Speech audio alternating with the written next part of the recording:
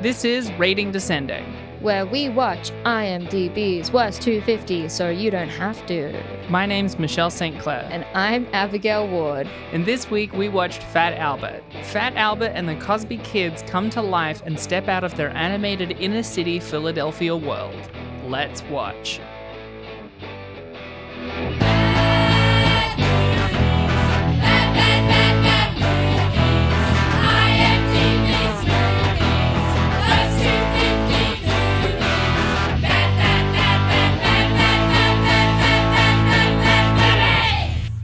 Look, I'll cut straight to the chase. This week's movie. Finally.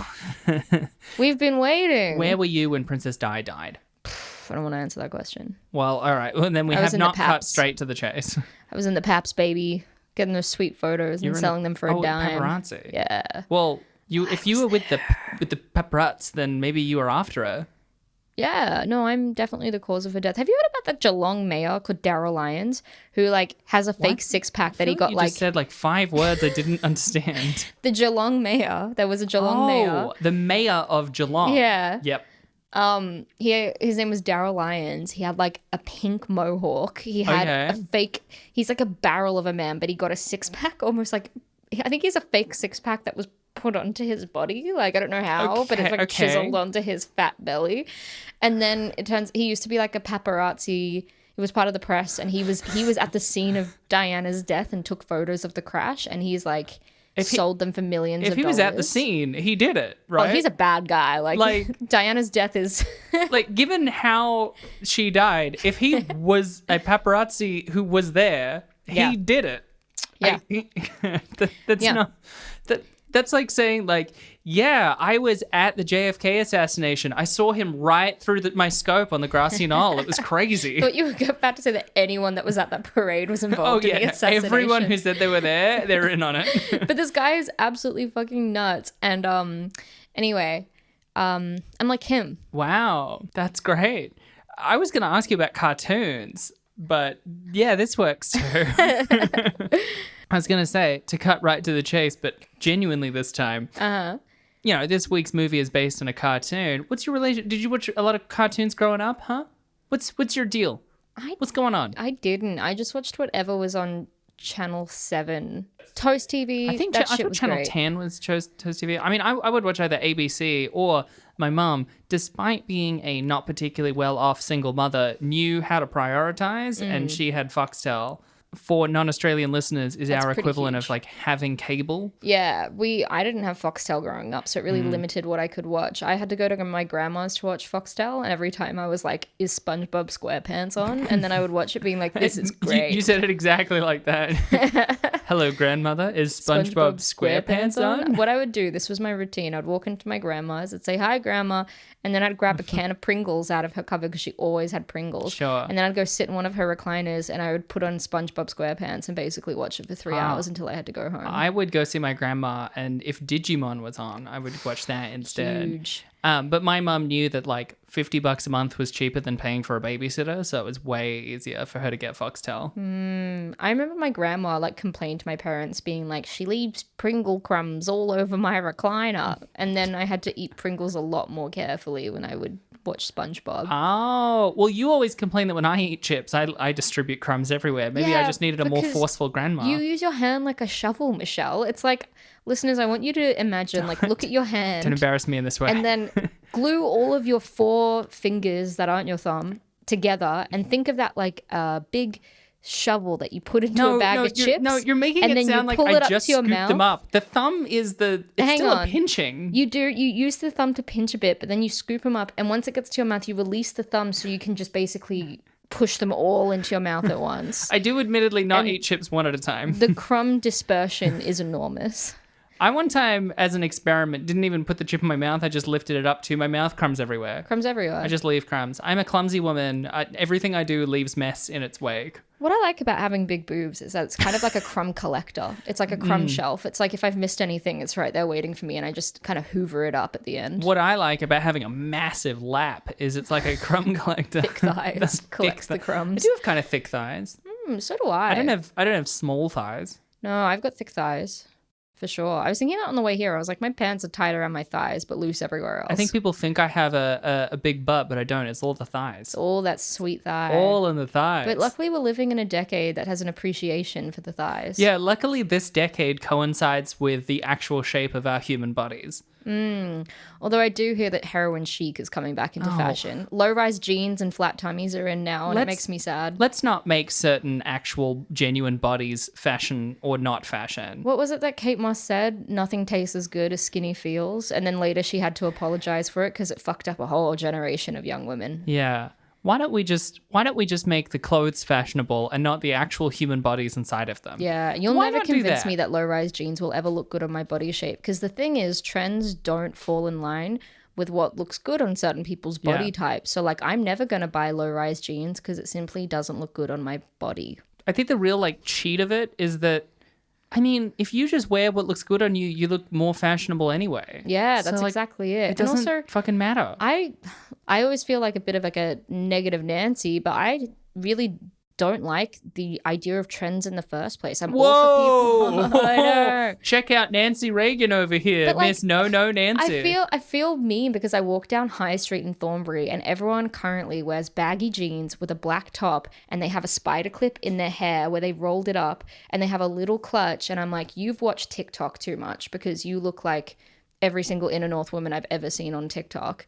And that's where my judgment comes in, where I'm like, I hate these trends because the trends make everyone look the same. And it means that they're not wearing necessarily clothes that flatter them or look the best on them. Yeah, just wear clothes that look good on you. You don't need to fucking subscribe to trends. They're a waste of your time. But also, I'm of the opinion, if you want to, you can. It's nice to feel part of something. Well, I would like to one day. We're doing good cop, bad cop. So sure. It's not okay. I mean, there is no good cop. That's why both of us are being bad as hell.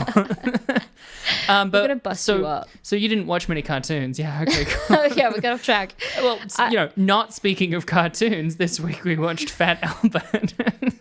just to get right into it. All right. Why not? All right. And I'm gonna level with you. We've watched a lot of Finally. She's shooting straight and she's leveling with me this episode. We've watched a lot of these. Oh, that thing that your parents... I mean, listeners, I don't know your age. Maybe your grandparents, maybe you. I'm bold to assume that people have parents. Okay? You never asked me. Yeah, you're right. Yeah, you know what? Yeah, you're right. Sometimes I just feel like you don't ask me questions enough. I mean, I know you have parents. I've met them. What? I know that you have parents. I've met them. You can't prove that they're my parents. You have no idea. We have a text chain without you. What? Yeah. What do you guys say? Oh, it's about you. It's not... Don't worry about it. I don't think you want to read it. Oh, cool. Yeah. Yep. It's cool. Mm-hmm. Don't worry about it. And then you steal my phone, and it's like, I'm so proud of Abby. She's doing a good job. She's doing great. I'm like, no. But we can never let her see this. I would never say this to her face, but she is wonderful. She's a wonderful person. She's doing really well for herself. Look, we've watched a lot of these, like, oh, that thing you remember from when you were a child. What if it was a live action movie adaptation? And traditionally on this list, they are some of the dullest things we have to watch. And I got to tell you, there's a lot going on in Fat Albert that I was like, you know what? You're trying your best. Yeah, you have an interesting idea. It surprised and delighted me in some aspects, and then in other aspects, I was like, Jesus Christ, this film needs to finish. Yeah, like I do think it like had a general absence of like things happening. Yeah, well, okay, this is what I want to say first of all. Sure. I want to say I'm excited for you to teach me more about Fat Albert, because I never grew up watching Fat Albert because it's a fucking cartoon from the 70s that also, I never watched growing up. A lot of American cartoons did play on Australian TV, and Fat Albert is not one of them. No, and it's just a different generation to us. Like, I think the people that enjoyed Fat Albert were kids in like the 70s and 80s. Sure, but I watched a lot of cartoons like Hanna-Barbera and Looney Tunes that aired in the 50s to the 70s for a variety of reasons, because I was a weird child. You're just weird. I was just crazy. Sometimes I put a ball in my head. But Fat Albert, I've literally never seen a single episode of. So content warning, we have no relationship to Fat Albert. We came in blind. Came in fully blind of that man's fat charms. Yeah.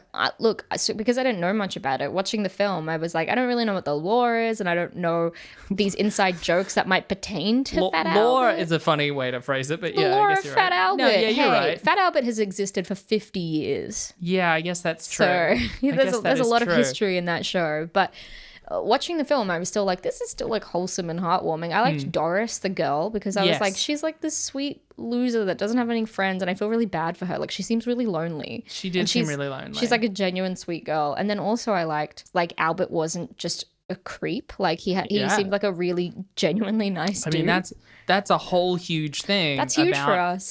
That's a huge thing for us, but that's a whole huge thing about Albert himself. I really enjoyed some of his characterization, and I really didn't like how Kenan Thompson portrayed him, but we'll get to that. Yeah. Like, a whole thing of Fat Albert, just so you know, is he is meant to be like very sweet, always trying to help people, and it's like educational. Like, because Bill Cosby made Fat Albert. Yeah, and when Bill Cosby turned up in the third act of the film, I was like, whoa. Yeah. Yeah. I mean, Fat Albert, the show, once got rejected by networks for being too educational, which I think is ironic because Bill Cosby lost his career from people being too educated about his deeds. Very true. Look, I'll launch right into the overview because there's some other things I want to talk about this movie straight away. I'm ready.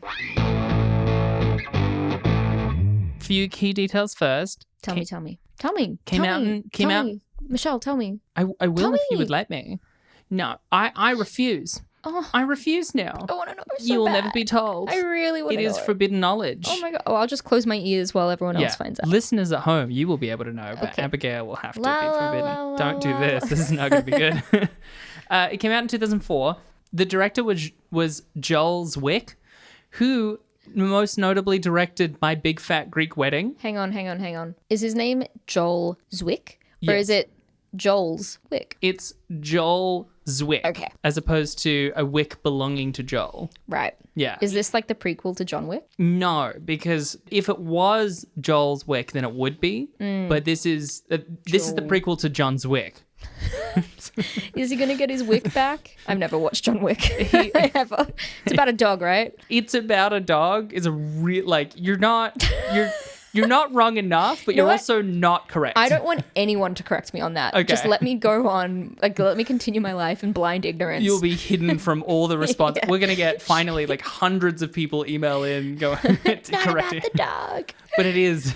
But you'll shield me from it. You'll be like, she can never know. Yeah. The truth will kill her. I will never let you know. But like the secret will die with me. But then I'll be like, tell me, Michelle, tell me. So Joel Zwick directed My Big Fat Greek Wedding. I love that film. And Second Sight. Yeah, he's a good My director. Big Fat Greek Wedding was just an exceptional rom-com. He's also directed 21 successful TV pilots. Whoa. Yeah. Like what? Or rather, he's directed 21 pilots, all of which went to season. Like what? Fuller House is the most recent one. Oh, the reboot. Yeah. Good Luck Charlie, The Sweet Life on Deck, 2.5 Men, 2.5 Men. Yeah. You did the pilot for it? The Jamie Foxx Fuck, I Show. hated 2.5 Men. Family Matters, the original Full House, Right. Oh my God. Perfect Strangers. Oh my God. It was written by someone called Charles Kipps as well as Bill Cosby.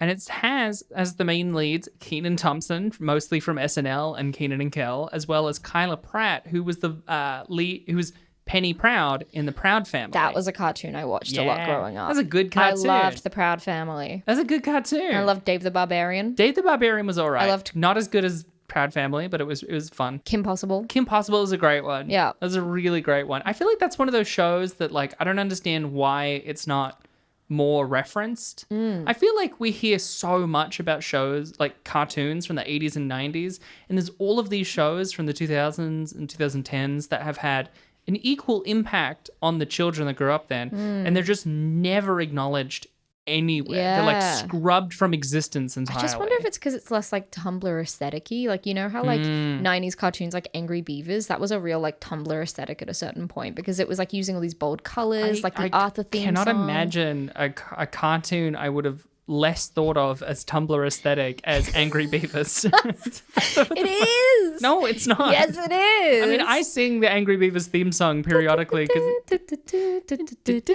we've now officially, we can't run an ad on this episode. Worth it. It is. Angry Beavers. It was on Tumblr everywhere. Just because it had these really bold colors. It was I don't think it was. I think 90s. you were on Angry Beaver blur.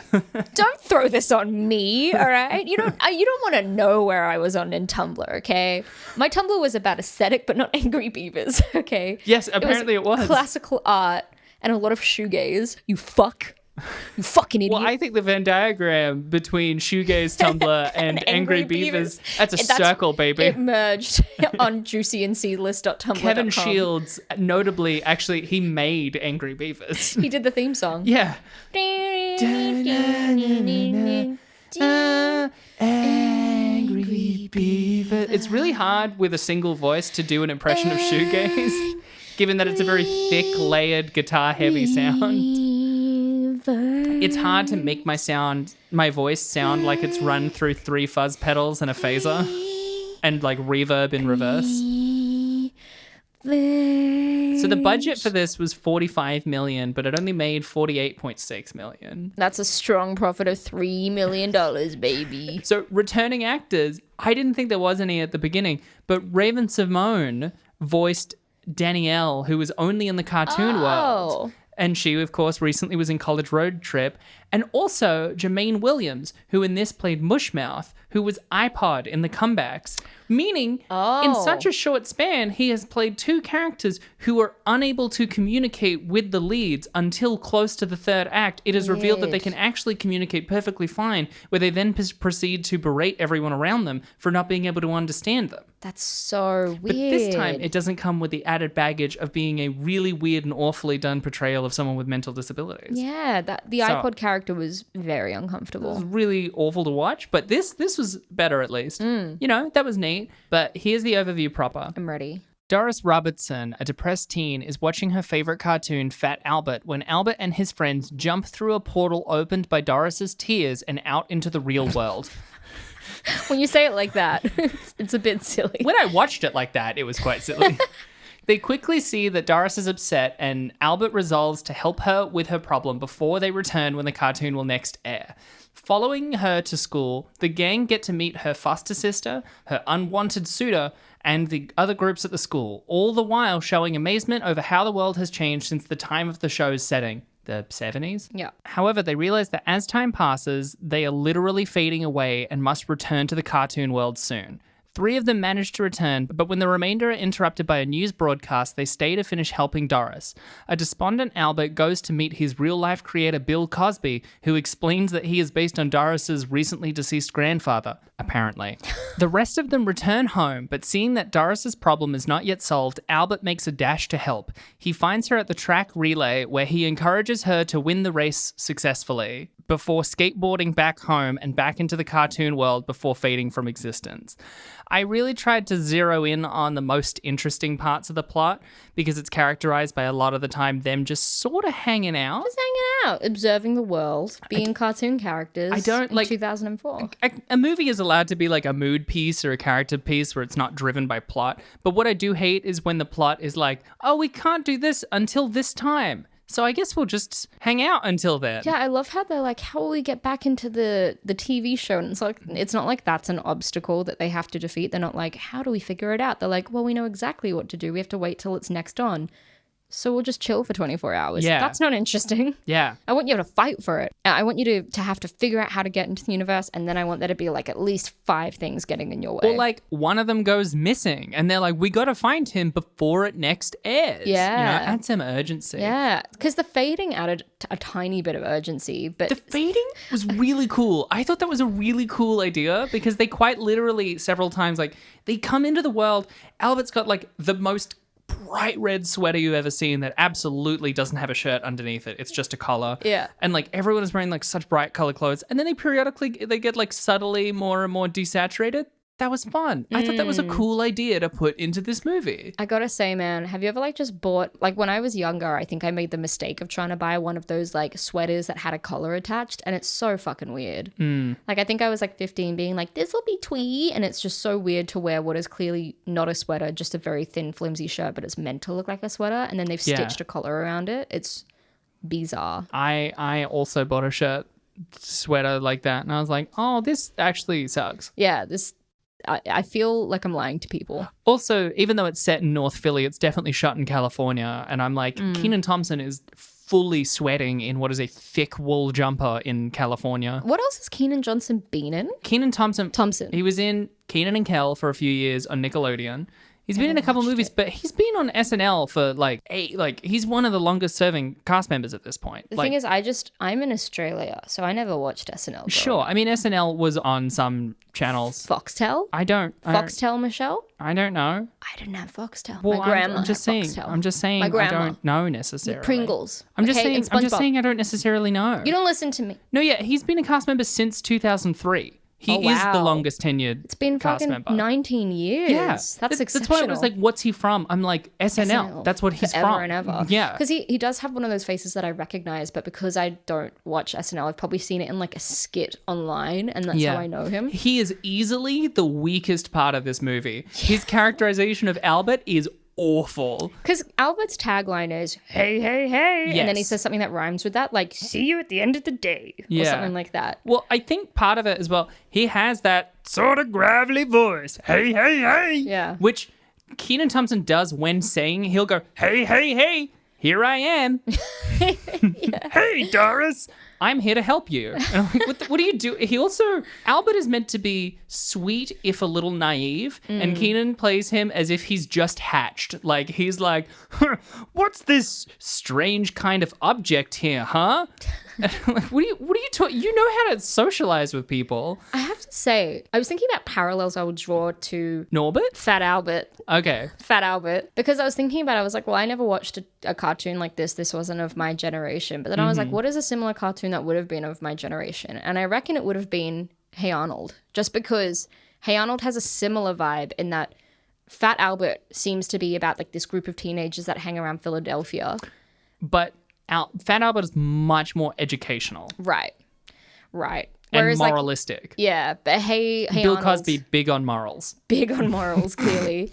But Hey Arnold always had this really cool, like, they're on the streets of New York and they're all teenagers hanging out. Hell yeah. And they were all really stylized with like strange hair and strange they were always outfits. like, I'm walking here. Yeah. I'm Arnold. I remember there was this episode of Hey Arnold that fucked me up where he was worrying that his grandpa was going to die. Yeah. And he had this dream that his grandpa got leprosy and all of his face and arms just like fell away. And it freaked me out as a kid. I love when cartoons do that. They're just like... They're dark. Because also like... Kids, I don't know. Kids are people. Kids are discerning. Like, yeah, they're still like learning and they don't have the full ability to make certain decisions, but like they're still full people with preferences and they can make judgments on things. I think part of it is we tend to think of them not only as like not developed, but we think they can't experience the same range of emotions and feelings. Kids still have a depth of thought and full like feelings on things. They want autonomy and agency. I feel like I wasn't really coddled when I was a kid in terms of what I viewed, and it helped me. Like, I think it led to like because I'm incredibly mature, I think it led to an earlier sense of maturity for me. Anyway. I mean, for me, I think it helped and also left me like deeply needing help. Help me. No. I have the power about it. It's okay. I can save this. Yeah, I can save this. No, but it's Kenan Thompson's portrayal of Albert is bizarre. I will say, to jump ahead, I wanted to get like so many other things out of the bat first. Mm-hmm. But just because we're on the track of Kenan Thompson. Yeah. One of the defining things I think of this being a 2004 adaptation, nothing in what Fat Albert says or does, or the Cosby Kids, which is what the Albert gang is known as, right, is like fat shaming him or fat phobic. Yeah. But the other 2004 characters, like every second thing out of their mouth as soon as they meet Albert, which I think is very telling of what the early 2000s was like with certain social issues. Yeah, 100%. But it also means one of my favorite parts, they go to this party. Albert has managed to just organize it by being earnest and sweet. And then there's a point, so this guy who was played by Omicron, what was his the romantic rival guy. Omarion is the name of the actor. He played Reggie. That's what it was. Wait, Omarion, is that his full? Is it his His birth name is Omari Ishmael Grandberry, but his stage name Grandberry? Omarion. That is the best name I've ever heard. Or maybe it's Omarion, but anyway. Why wouldn't you keep Grandberry for your stage name, man? Who fucking knows? He, like many of the people in this, is primarily an R&B/hip hop artist. Mm-hmm. Don't know why that's the case with most of the actors in this, but whatever. They did have a lot of song and dance sequences that I hated. He's trying to like belittle Albert publicly. Like he has a microphone at the party and is like trying to slam dunk on Albert, mostly by fat shaming him. And Albert responds by basically just going, I'm going to sing a song.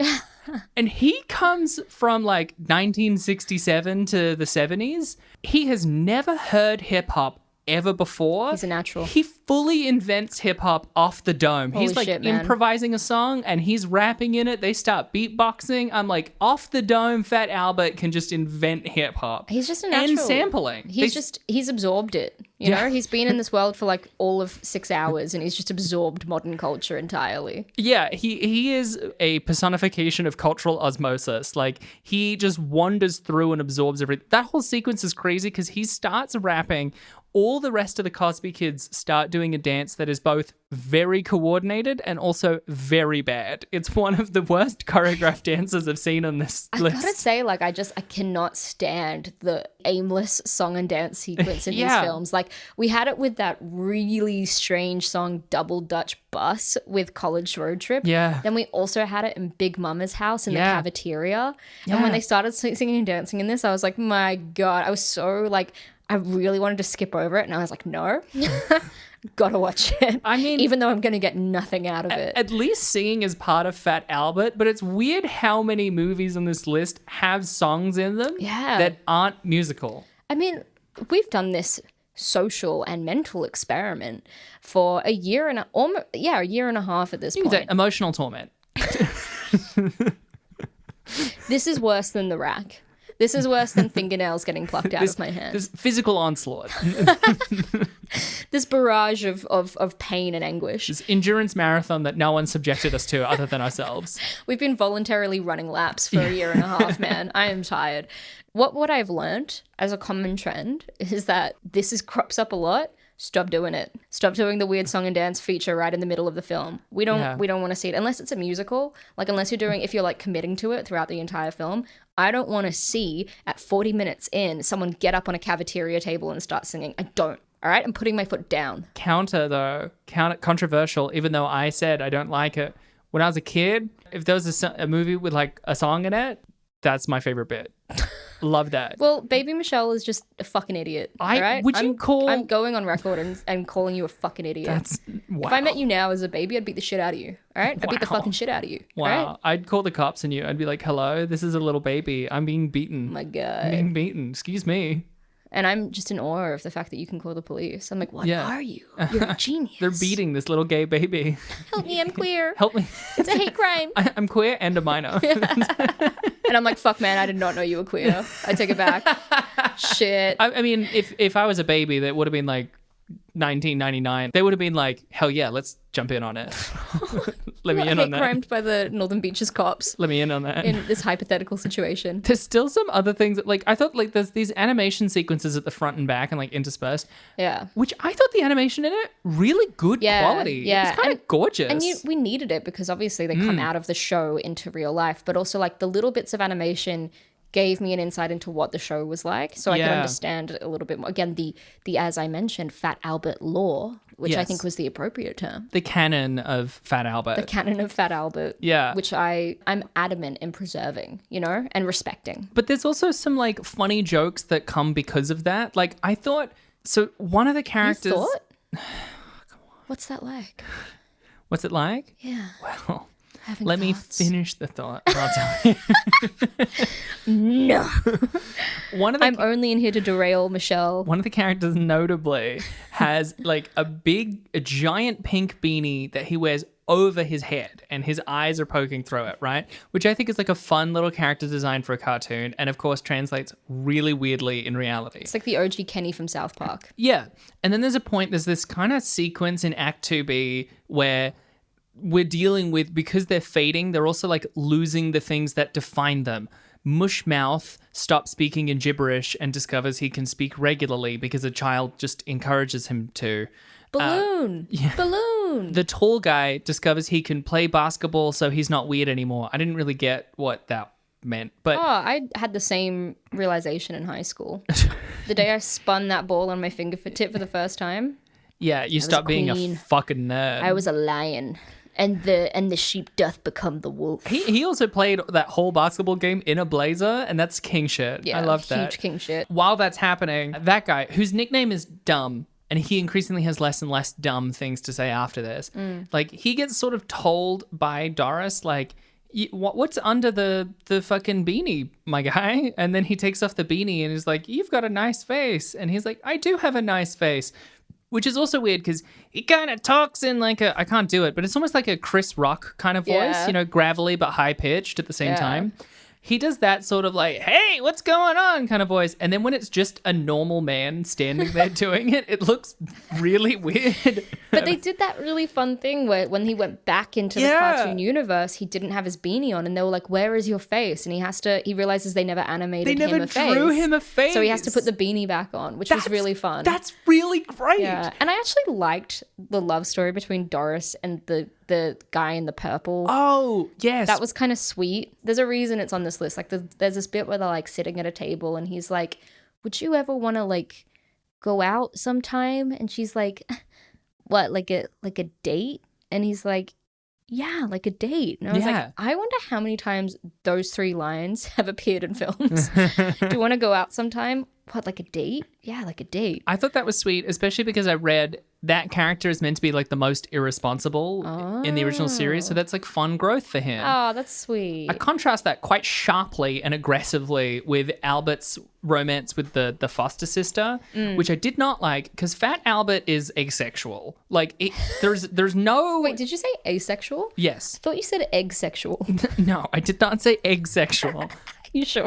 Fat Albert, I did not. It's like Fat Albert's so into eggs. I cannot stress it enough. I have met a man in real life that is so into eggs. What? That he told me that he ate comfortably 24 eggs every day. I didn't. My good friend Lauren. Don't. Her old housemate Richard. Don't name names. Is like, he's an egg boy. And I came home one time. I went over to her house and he was eating like a full on like just plate of eggs. And I was like, how many eggs is that, man? He was like, it's 12 eggs. And I was like, why are you eating 12 eggs? I can't imagine. And he was like, I remember checking his amount of protein does to your body. He was a tank. He was like ripped. Yeah, he was huge. And I remember I checked his fridge and it was like, there was like 5 cartons of eggs ready to go. Yeah, I mean, you described consumed 2 full cartons of eggs per day. One time I asked him what brought him joy and he said eggs. I don't know how he affords to do anything. All his money must be funneled into eggs. All he thinks about is eggs. Just, I don't know how I would live with... like knowing the chickens, like what they're doing for him and him alone to sustain that man's body. He is supporting the egg industry in Australia entirely. Oh my! It's the weight of the world is on his shoulders, but the weight is an egg. That's just so many eggs. So many eggs. I can't imagine. Like, how does he eat them? I really don't want to know, but how does he eat them? He often he changed it. Sometimes he'd scramble them, sometimes he'd poach them, but he often liked to he wanted it to be healthy, so he'd usually like boil or poach. I knew you were going to say I love boiled eggs. No. Boiled eggs are so good. I didn't say hard-boiled eggs are bad, but when I picture someone like pounding back 24 hard-boiled eggs you often do. a day. It's the only way you can get off. I do now. That's it for me now. All that's in my head is someone sucking down 24 hard-boiled eggs per day. Don't tell me it doesn't excite you a little bit. It's ruined me. How do I possibly record a podcast after this moment? Yeah, I don't even know. Is really... I don't even know what I was talking about. There's no way to move on. Well, you said that Fat Albert was eggsexual. No, I said he was asexual. I don't know about that. Fat Albert, listeners, you tell us. Fat Albert needs no romance or sexuality. Fat Albert is his own entity. He exists for the benefit of those around him, and he is nothing but like the ideal of like platonic friendship. And he loves it. He needs nothing else. He is so happy for everyone. His romance with that other character was so weird and so forced and made me feel so uncomfortable. I did not like it or appreciate it in any way. Yeah, I didn't think it was necessary either. But his romance and his interest in her was so innocent that I could forgive it. It wasn't like he lusted after her. He more like looked at her adoringly all the time, being like, who is that? Like, she's Sure, but beautiful. like she's a 16-year-old girl. She wanted more. Yeah, that's a good point. You know? Yeah. That's what I mean. I don't know what to tell you, Michelle. I just don't know what to tell you. Apparently what you thought was appropriate to tell me was about our friend who scoffs 24 eggs. Oh, I could tell you about that again. Gosh, please don't do this to me. I just find it so curious because I find eggs mostly, apart from hard-boiled, disgusting. Hard-boiled, it's all I take. All right? I'm a hard-boiled gal. They call me HB. Why don't we do some trivia?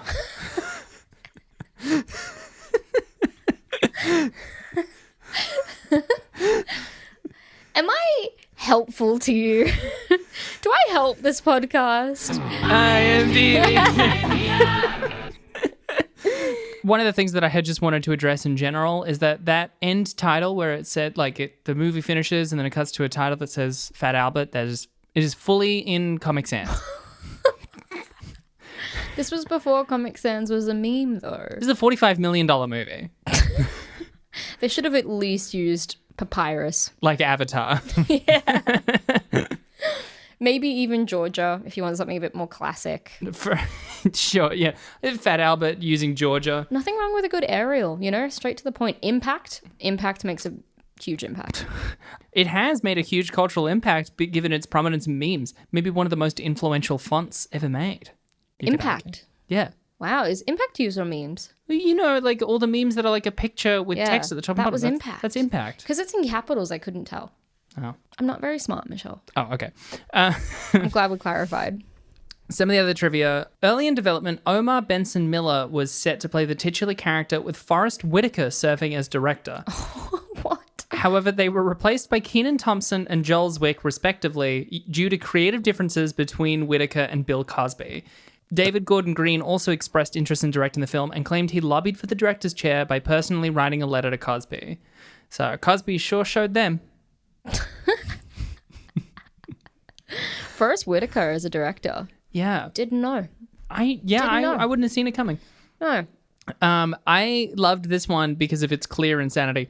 An open casting call was held in both New York and Los Angeles in hopes to cast an unknown kid actor for the role of Fat Albert. After the exhaustive search in both cities proved futile, the producers offered the part to Kenan Thompson. Now, I think that's really funny because I can't imagine going we have to get a fat black kid who can be Fat Albert. And they're like, there just isn't any in New York and LA. I guess we have to go with Kenan Thompson, someone who was not a child or fat. How old was Kenan Thompson when this film was made? Because this film was 2004, right? 25. I thought he was older. I don't know why. His career started when he was a kid, Yeah. in Kenan and Kel and stuff. But he was 25 at this point. Still not a kid. Still not a kid. Fat Albert seems like an adult in it. Oh, which yeah. is why it's so fucking fully weird that seems- he lusts after. Well, not lust, but he romances No, after. he doesn't lust after anything. 'Cause That's it's my whole eggsexual, point. I get it. Oh my god. Eggs are so soft, especially hard-boiled ones, so I get it. This I Put thought your was dick in that, you got a good time coming. the people listed in the closing credits. Why are you sweating? In the movie, when we see the cartoon, it is on a fake network called TV Land. In the credits of the Fat Albert cartoon, the people listed in those credits are all real-life Hollywood professionals, and some are credited with having served on the crew of this movie. For example, the first on the list, DJ Guggenheim, is listed as assistant to Z Diddy. Joel Zwick's nickname during production was Z Diddy, and DJ Guggenheim was in fact his assistant. Oh, fun. I can't believe that Joel Zwick went by Z Diddy. I can't believe some of the names that have appeared in this podcast in general. We've got Guggenheims, we've got Granburys, we've got Zwicks. We got it all. There's a lot of people who make movies. But not us. Now, this last one isn't a piece of trivia pulled. Oh, no, hey. That's a good thing. This is a list of bad movies. Abby. Abby, no. Oh, my God. Did you just... I just thought of eggs and came. Did you just shit? Oh, you came. Okay. I tripled myself. Oh, fucking Christ. Here is a piece of trivia. Don't shame me. Okay, I'm sorry. Eggs are your kink. Who am I to judge? What That's is what with you this, should be saying what to is, me. what is with this egg focus today? Oh, I'm zoned in on the egg. You are fully zoned in on the eggs. Yeah. You've become the egg. I'm egg-eyed. What? Egg-eyed. Straight guy? Anyway, this is one not pulled from IMDb. This is just from stuff I found. So, Where'd you find it? just from no, I'm collating different pieces of information that I found. You're collating. Yeah. So the character of Mushmouth is meant to be speaking something adjacent to Ubby Dubby or Ooby Dooby, which is a language game spoken in the English language originating in America in the 17th century. So the idea is that you put ub before each vowel sound in a syllable. The stress falls on the ub of the syllable. Now, the reason that I mention this is because the person who wrote the Wikipedia article about Ooby Dooby had a really fun time because they gave some examples. Yeah, I need some examples. I'm struggling to comprehend. So, good day would be Gubudbe. Okay. Extra would be Ubextruba. So you have to start with ub. No, every the syllable. ub goes before every syllable, yeah. Yeah. They also say Hubba Bubba Bubblegum would be Hubba Bubba Bubba Bubba Bubba Bubba Bubba Bubba. Mississippi would be Mubisabisabibpubi. Why would it be mub? Wouldn't it be ubmiss? You know, like, wouldn't it be ubmiss for the first syllable? No, because it goes before the vowel, not before the consonant. Oh. It doesn't go before the syllable, it goes Right. before the vowel. Got you. But what if the syllable has no vowels in it? Then no ub? What? What if the syllable has no vowels? Yeah, it's just before a vowel. Okay. But they also put Zoom would be Zuboom, and all human beings are born free and equal in dignity and rights. They are endowed with reason and conscience and should act towards one another in a spirit of brotherhood would become Ubol Hubaboom Huboomubun Boobaboons I need it faster. Ubera Baborn I need it faster. Frubi Uband I think I just need it faster. Ubik Wubakul Please speed it up. Ubik Wubakul Ubin Ubend Rabites the Bay Ubara Ubenda Bood Ubadoob Out Wubith Rubiz Rubun Uband Kabunch of Kutubuns Uband Shibub, and then we just go straight into like the reviews. I want to take that audio clip and use it as a proof of insanity on your part. Michelle's not right in the head. Oh my god. She's eggsexual and she sounds like this. Please don't. But yeah, I just wanted to show that because I think whoever wrote the article had a really fun time pulling those examples. They had a day off and they're like, you know what I'm going to do? Finally going to do that Wikipedia page. Because that is an example. I did not have the ability to pronounce it. I didn't practice. You did a very good job. No, I didn't. Do you want to hear his reviews? Yes. So this has 23% on Rotten Tomatoes. That's higher than I thought. We're still, I'm pretty sure, in the 4.3s on IMDb. Man, we've been here a long time. What if we've been conned into this list and there is actually no end? It just keeps going through 4.3 movies. Oh my god. And then in 10 years, we're like, wait, still 4.3? Always has been. Stupid. Stupid. That's good. The Rotten Tomatoes critical consensus is bland but good-natured. Sure. And Roger Ebert of the Chicago Sun-Times, although he wouldn't have Roger been Ebert. of the Chicago Sun-Times at this point, I don't think, gave Oh, yeah. Okay. 2 out of 4 stars, saying this movie is sweet and gentle, but not very compelling. Everyone's really like soft with this one. You know how sometimes they're like, I this is a agree. farce. Yeah. This is like, it's fine. This movie's just trying to be nice, Yeah. and in that it succeeds. Yeah. It's just not very interesting. Everyone has goodwill with this film, even us, and that's rare. Now, I will say, finding wild reviews for this was a little difficult, if not just because everyone who reviewed it is definitely parents who are very concerned about the lack of swearing in it, like in a good way, which means but also being like parents, they write like 5 paragraphs. Yeah. Because My oldest Mikey and I love this film, but my smallest Tallulah cannot sit down. something about 55-year-old parents, they lose their ability at concision. 55-year-olds with like toddlers. Well, I assume they'd be 55 The late now starters. because it was 2004 or something. Don't try and cover your tracks. Well, it 8. was pretty accurate. 8. It was like 20 years ago. They would have been like... So they're leaving reviews now for this film No. from 20 years ago? No. Okay. Well, now we're getting somewhere. No, they were leaving reviews at the time. It was So they weren't 2004. 55. Right, but they Why don't they you are think now. about these things? But they would be now. I just don't like being lied to. I'm not lying Is that to so you. much to ask for? I'm not lying to you. I feel like there's something wrong. I The feel like you're being tense with me. information I gave you was correct. We'll just talk about it later. So here's the first review. Kids... Actually, let's talk about it now. Oh my God. Kids will love it by Y Sunrider. So the letter Y and then Sunrider. Sunrider. As if there isn't a film called Sunrider yet. Holy shit. No, but TM. Stamp that down. Yeah, copyright. Yeah, we're in the middle of writing a screenplay, so Yeah. now in future in court we can say you got it from here. We're actually in post already. We're already in post. Michelle's editing right now. That's why I keep panting heavily, is because how exhausted I am. I'm She's sweating at the multitasking. brow. I'm just chilling. You're just chilling. I've written the screenplay. I'm done. A refreshing must-see. The kids love it and watch it over and over and over again. In fact, they loved it so much that I had to go and purchase the DVD. Other children have come to our house, viewed the DVD, and insisted that their parents purchase it too. Of course, when parents know that Bill Cosby is behind it, purchasing it is not a problem. Oh. It's unbelievable how poorly everything about this episode is aged. Combining Bill Cosby, parents' favorite, with stars that children love, Kyla, Disney, Keenan, Nick. Again, at this point, he would have been known for Keenan and Kel. Yeah. The music and dancing are what... That's just the end of that. The music and dancing are what really make this film fun to watch. The fact that there's no cursing, sex, or violence is perfect. So an American wrote it.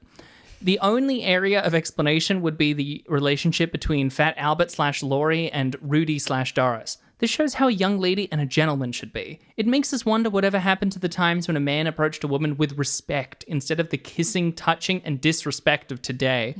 We've found that everybody loves Fat Albert, and being a mother of very young children, I'd recommend it. 10 out of 10. We found that everyone loves Fat Albert. Oh my God. It's so sanitized. I just don't understand when people who have had children are like, I'm anti-sex. I'm like, well, you were pro it at minimum once. No, I don't think they were enjoying themselves. Oh, that's so sad. Procreation, baby. Here's another one. Fat Albert is a classic by GBG-1. So I feel like a robot wrote it. I saw Fat Albert. You got to read it out like a robot now. I saw Fat Albert. No, I'm not doing that. I saw Fat Albert at the Philadelphia premiere and noted a full house and rapt with the movie. All ages were present, and all were spellbound by the creativity and the storyline of Dr. Cosby and Charles Kipps. Don't project onto others, man. It has been a long time since so much finesse has been applied to a movie, since crude adult jokes, nudity, and sickening violence have been the norm for a long time. This movie broke the ice and is a giant... Sorry, I don't think this person knows what that means. And is a giant step towards reclaiming our right to enjoy a movie without embarrassment, repulsion, and exploitation of the actors / actresses. It has been a long time since I sat in a movie without feeling the need to brace for that jolt that comes with a lot of today's movies, especially if you're watching with a child, your son or daughter, or even alone. Let's face it, this person's scared of getting aroused. They're the priests in Hunchback of Notre Dame. Oh, Froyo. Let's face it. If he had Froyo, maybe he would have been cooled off from melting in the hot stone This lava. Froyo has really done the trick. You know what, Quasi? I've been an asshole. I didn't like Hunchback. I don't understand why they cast the clear hero as a villain. Let's face it, the world will now be exposed to good, clean fun, a moving storyline, and a creative plot that won't be matched for a long time to come. Brackets, unless the same writers get busy on another project. Gosh, I loved that movie. 10 out of 10. Wow. Thanks, Cheryl. Yeah. It also says this review was paid for by the Trump 2024 re-election campaign. What the That's fuck? crazy. And this last one, this is much shorter. It's titled Phenomenal, full stop. Randall-25476. And I particularly noted down that this review is from 2018. Oh. This movie is the peak of human performance. It had me deeply invested from start to end, which I didn't really expect it to. This movie had me happy, sad, worried, joyful, and most of all, shocked in the best way possible. Sucks Bill is a bad person, though. 10 out of 10. That's ridiculous. And on that note, what was your review? My review... Look, Michelle, we've been here a long time. We've watched a lot of movies. Yeah, this is our 8th hour of recording today. I cut every episode down from a behemoth 10 to a neat and tidy little 45 minutes. Yeah. This film didn't destroy me. This didn't make me upset. That's where we're at, isn't it? That's really where we're at. The review is a toleration review, not a quality review. Like, we've watched... How many bad movies have we now watched? 50... This is going to be episode 81. 81 plus the bad bonus films. Episodes, this is like 83. Every single week. Not to count the times we've watched the predecessors to some of the sequels. Yeah. At this point in my life, watch more bad movies than good movies. Oh, yeah. And it's an endurance challenge. Yeah. It's also a survival challenge. Yeah. And when I get to watch a film that doesn't, like, make me want to claw my eyes out and has certain bits that are actually kind of nice or things that that are kind of funny or engaging, it's a blessing. It's made my week. And, this wasn't the worst. Wasn't the best, but wasn't the worst. I'm going to give this sucker maybe just a 4 out of 10. 4 out of 10? 4 out of 10. I mean, that's still lower than the IMDb average, but that's still high for us. Yeah, certainly. Yeah. I think I understand where you're coming from. The thing that I often come back to is like this was released in cinemas. I know that 2004 was a different time, Cinema release wasn't as big a deal, versus say like streaming or direct to DVD. But there's so much in this movie that I'm like, you are trying to make something that has some cool ideas and some funny moments. But at the same time, like if I was a kid, like 7 or 8, and I spent 2 hours watching this on TV, I would go, haha, yeah, I remember that. And I'd be entertained. If I paid for like me and my 2 children to go to the cinema and watch it, I'd have a bad time, you know? I don't think it's very good, but I do think it had some cool ideas in it. So I don't know. I'm going to give it a little lower, 3.4. Yeah, that's what I was going to say, actually. 3.4. I don't think it's great. I probably won't watch it again. I wouldn't recommend it for like a bad movie night. But, I didn't want to cry. I didn't turn it off and go... Didn't have to do a stop-start where like you're really struggling through a bad film and you have to like keep taking pauses and breaks. Yeah, I could mostly just watch it. Yeah. I certainly think it was better than Yogi Bear. If 3.4 is less than what I gave Yogi Bear, then bump this up to be above Yogi Bear. That's my caveat with my score. Well, that was Fat Albert. It was. But please, also, you can join us on social media. Yes. You can follow us on Twitter at RateDescendPod. You can find us on TikTok at Rating Descending, or you can email us at ratingdescending@gmail.com. I love the emails. I love reading them. I love reading them out if you guys so wish. It's an excellent way to engage. It's a 100%. fun time. Tell us about your day. What's on your mind? Yeah. I feel like I haven't seen you in ages. Please, I would love to get a coffee sometime. Or you can find us on our social media. You can find me on Instagram under Abigail J. Ward. Or you can find me on Twitter and Instagram at Michelle.St. And don't forget to leave us a review on whatever service that you're listening to us on. Spotify have now let people leave reviews. Yeah. So if you're using Spotify, like we know a lot of you are, please drop us a review because it's super, super helpful. Tell us how much you love us. We'll tell you that we love you back. Or It'll be so wholesome. Share it. If you have it, hit the share button. A lot of like Pocket Casts and Overcast, they have like a little share button. If you like what we're doing, tell people about it. It'll make it way easier to make more. Yeah. Make more bonus episodes. Michelle works really hard. Yeah, I do. I try really hard. She edits these to perfection, so you have to appreciate it and leave her a little review and a little love heart at the end of it. Aww. And then a pleading emoji like, ooh. Oh, please. Yeah. Please weave me. So what are we watching next week? Next week, we are watching Spy Kids 3, and we'll be doing so with a very special guest. Yeah, tune in for... I always love it when we have a guest. Me too. Also, this is one of those movies that was released in 3D We're not going to be able to watch it in 3D, but boy, does that technology age poorly. Yeah, and I am really excited for this one because I loved Spy Kids as a kid, and I'm ready to rewatch them all. I want to see the little thumb men. I want to watch McDonald's getting inflated in a fucking microwave. You can travel with us down memory lane to rediscover both Spy Kids and what the early 2000s conception of video games would be like. Yeah. It's going to be rad as hell. It'll be great. Player one. Ready? Fight! Ha! Ha! KO!